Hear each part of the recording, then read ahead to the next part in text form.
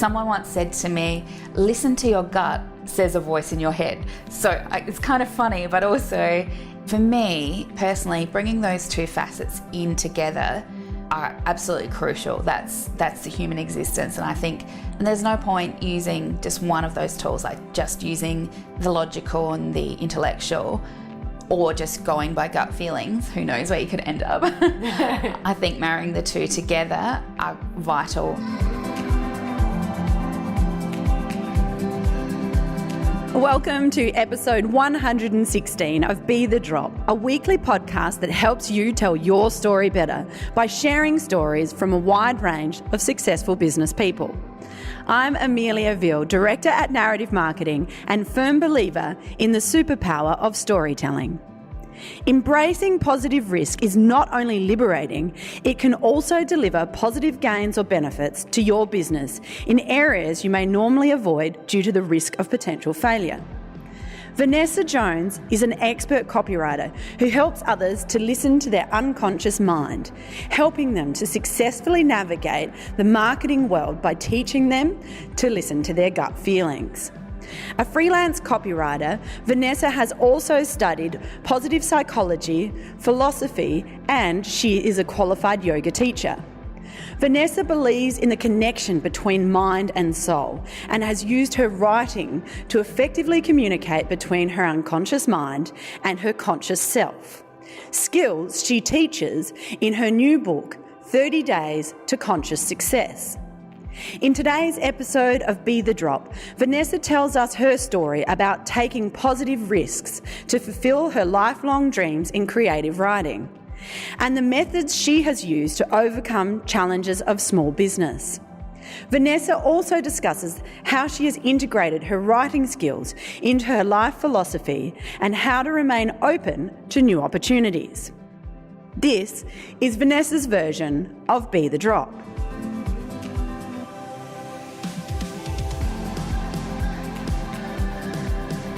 As an exciting offer to my listeners, Vanessa is offering 10 free ebook copies of 30 Days to Conscious Success.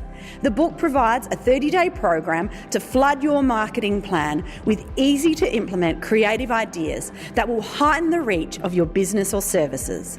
This free offer is only available to the first 10 entries, so follow the link in the show notes to access your copy today.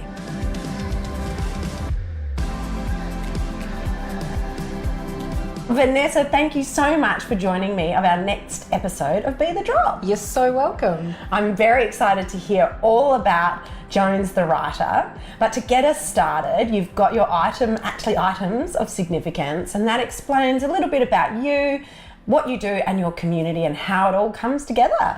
Yeah, so I've got 2 items of significance, which is very like me to do 2 things.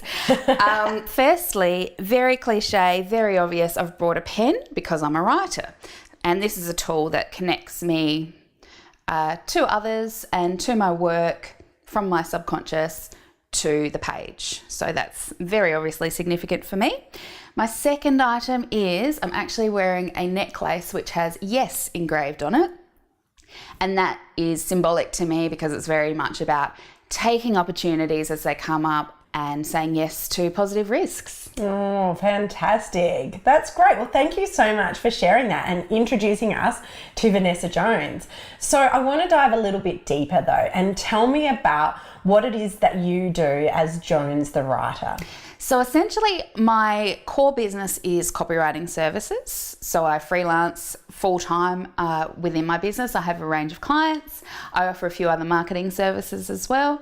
But as something that is really important to me and my lifelong ambition since I think I was 5, maybe younger, is working on becoming a very successful author. Oh, so and you're on your way because you have 2 books here, and I'd love for you to tell us a little bit about those books and how they came about. Certainly. Well, I have self-published 2 books, which I call them marketing books. They are targeted towards a very specific niche, and that is more the well-being and the complementary therapy industries. I find that those industries like to have lower cost items. They might not necessarily be able to afford a full marketing strategy or consultant or whatever. So I have put my knowledge of that industry and how to market that industry into some books that make it really useful for them. They can access that content easily and implement it into their own businesses. You've got promote your spiritual business is your first one. That's easy marketing for success. That's and then 30 days to conscious success. So that's just newly been released. That's right, late August this year. So how do you go about the journey of actually getting books published? So yes, I self-published these two. I felt that for the audience and for the content, it was important to self-publish these, make it a bit more accessible and readily available. The self-publishing journey is fun, easy. These days, there's a whole wide range of resources out there on how to do it. So it's easier than you think. In terms of putting the content together, that's the hard part, really. So this book, 30 Days to Conscious Success, so that's your newest book. Can you explain to me what is conscious success, and then perhaps to share some of the tips, the expectations around what sort of things people will learn from this book? Sure. So to me, conscious success is about really marrying the unconscious mind or the inner self, whichever label you want to use, with the conscious mind. So the conscious mind is your intellect or that thing that governs what you do day to day. And I believe that you can consciously create everything you do, like your world to some degree, and therefore you can create your success. It sounds like I'm quite woo-woo and new age, but I like those beliefs, but I don't want to put myself into that box. So that's why I wanted to write this book, bring those two ideals together, that very real awareness of what's going on within yourself, but also those real practical marketing steps of get your strategy together, put your content into place, schedule the right content, talk to your target demographic.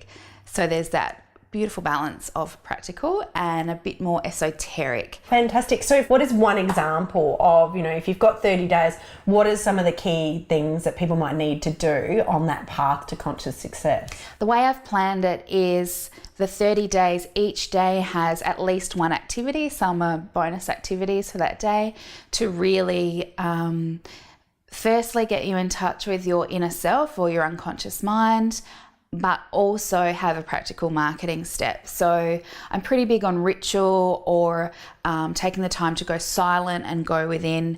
So some of those days might be about performing a ritual that's meaning to you and your business, and then being able to enact on that ritual. So in a way, is there like that crossover of giving yourself silence to really think about the ideas that you need to implement? Yeah, so it's not just about thinking about it, it's about getting still and quiet enough to really hear that wisdom that you often don't have time or space to listen to, that inner voice that keeps coming up and says, hey, why don't you do this? Or, hey, this doesn't work for you. You don't like doing this in your business. So how about doing something you do love and then taking those positive risks and acting on it? So in a way, it's a framework around trusting your gut and really hearing that. Exactly. That's another way of terming it, is trusting your gut. I say connect with the self or conscious success. All means the same things. Just use whatever makes you feel good. And so there's a framework around how to do that. Absolutely, yes. Yeah, fantastic. Here at Narrative Marketing, we're very passionate about sharing stories. So I'm really interested in a key story of yours. Obviously, I'm sure you've got lots, but one that really stands out as an aha moment where you've really learned something, something that helped you along the journey and has really shaped your direction. So a personal story is that I was working as a marketing manager for a not-for-profit organisation in an industry that was really pertinent to me. I felt like the role was really my own, had been almost created for me. I had no real reason to leave that, but inside me there was something nagging, almost saying, no, go and do your own thing. It makes me think of Be the Drop. There was this kind of, a couple of drops of like, go and do your own thing. It's easy to dismiss some drops. Yeah. When it starts getting to waterfall stage, that's that's when you're like, okay, this is really important to do. So I took a positive risk and here we go. I'll just try this and go out on my own. Yeah, 2 years later to today, actually. Today's my anniversary. That's exciting. I know. Congratulations. Wonderful synchronicity. I love it. Thank you. It is. I haven't looked back, really. It's been a positive journey each step of the way. And it gives me the confidence to take more positive risks in my life and in my business. Yeah. Do you have a tip that you often share as, a starting point for people, how they can, channel their inner voice, or what is it, an action that people can do to sort of get started thinking about this? I'm really big on reviewing things and taking stock. So a couple of the activities in the 30 Days to Conscious Success book are about reviewing what you've done to date, paying attention to those things that take a long time or take a lot of effort or that you're resistant to, that don't really have the rewards or the ROI that you're looking for, and reflecting on, well, are those the things that I want to keep doing for the next 2 years or 3 years or however long to promote my business? Are they working for me? Can I do something else about this? Can I reduce the time on them? Where else can I put that effort that's going to feel great while I'm doing it? So with your work, you obviously do a lot of work around different channels, helping different businesses with their communications across different channels. What is your number one communication channel for building your business? So in terms of attracting clients and positioning myself well for clients, I do a lot of blogging on my website. That is so natural and easy for me because I have those writing skills. And I find that the easiest and the most enjoyable part of my own marketing. You work in SEO content writing space. How do you find that, and do you need to explain it to your clients? I find a lot of my clients are finally getting on board with realizing how important content writing and digital writing, SEO writing really is, which is great because I don't have to do that education or that hard sell to them anymore. They're already becoming aware. So they know that they need someone who's across those fundamentals and the principles, ever-changing principles of SEO to help them really achieve their marketing objectives. You mentioned that you've previously had to do a fair bit of education in SEO content writing requirements. What are the key things that you think businesses really need to be across in this area? That the SEO principles and best practices do change regularly. So it's better to onboard someone or hire someone who works in that space so that you can just focus on running your business or whatever you do best in that business. Another important thing that people also miss out is you actually need really good writing. You can't just pop blogs up that, appeal to the SEO principles. You do need to have great writing because part of the thing about SEO is that it's about end user, and the end user is gonna want really good writing. We work in this space as well, and it's something that I 100% believe is really important. And something that we battle with is that businesses can go to Upwork or some of these other, sites that exist and get blog content written for ridiculously cheap prices. Well, it shows. Is that something that you come across as well? I do, but I've worked really hard to weed out those type of people. And coming back to my kind of conscious success thing, I'm very focused on the kind of people I want to attract to my business, the kind of clients that I want to work with. And I don't attract those people that use spun content or not great content anymore. They know the value of great content, well-written stuff. Things with storytelling narratives. People really are drawn to those storytelling values. That needs to be a major component of a lot of written work. Good. Be the Drop is based on my favourite quote, "A waterfall begins with one drop." So I'm really interested to know what's a quote that you really love or quote that you live by. So I don't know if this is an actual formal quote, but someone once said to me, "Listen to your gut," says a voice in your head. So it's kind of funny, but also for me personally, bringing those two facets in together are absolutely crucial. That's the human existence, and I think they're two tools which work really well together, and there's no point using just one of those tools, like just using the logical and the intellectual, or just going by gut feelings. Who knows where you could end up. I think marrying the two together are vital and set me on a path for success. I love that. I think that's a great saying. I'm going to remember that as a good mantra. I really like that. Yeah. You mentioned, okay, so today, 2 years. Today is 2 years since you made that step, left your full-time job and went into your own business. That's right. For full-time, I was doing my business on the side, just here and there, for about 6 or 7 years. And then, 2 years today was my first day of going full-time. It's such a great landmark. What was that initial transition like, and what are some of the key things that stand out about decisions you've made along the way? It was really a positive risk. So it did feel, I say positive risk in that it worked out. The risk part comes in that I was actually scared to tell people this is what I'm doing, because I thought they would say to me, that's ridiculous, that's not a sensible move, all those things. But that inner self kept saying to me, it's okay, this is actually going to work out okay. I thought, well, if I don't do it now, when exactly am I going to do it? Who knows? I might not do it. So I decided I'm just going to listen to this feeling. I kept being curious about this feeling. Okay, it's saying to do this. I'll do it. I'll see what happens. And here I am. So were there any major challenges along the way? Heaps. There are so many challenges. As you would know, as many people listening would know about running your own business or working for yourself. And it's almost daily, but I wouldn't swap it. I wouldn't swap it for going back to being employed again, because it's living the life that I want to set up for myself. Well, it seems to me it's a liberating experience. Absolutely. And it's really my personality to have freedom and work towards liberation at all times. So yeah, it suits me perfectly. Fantastic. So your ambition is to become published author. What are your next steps for that? This is a huge one. So I love having my copywriting business and everything that is involved. I really love that. But the big lifelong goal is to be a successful published author. You know, J.K. Rowling style. That might be a bit of a leap, but set the benchmark. Why